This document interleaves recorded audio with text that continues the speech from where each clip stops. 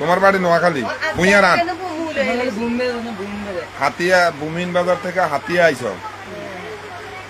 আচ্ছা আপনি আপনি কি জানেন এই বিষয়ে?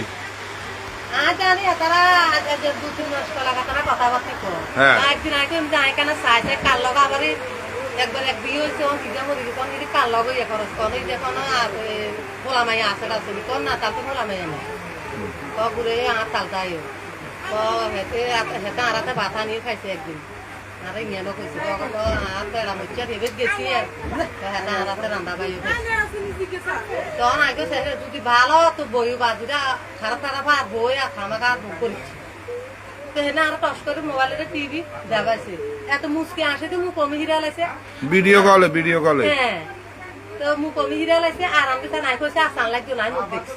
আচ্ছা যাক এখন করণীয় কি? তোমার কে ফিটছে না, মারছে না, তোমার কে কিছু নিছে না? মোবাইলটা হলো তোমার ডকুমেন্টস, এই জন্য হয়তো মোবাইলটা রাখছে। এখন করণীয় কি? তুমি যে এই মাথা বাইয়া গা, আরে মাথা বাইয়া গা, মাথাটা হারিয়ে যাবো।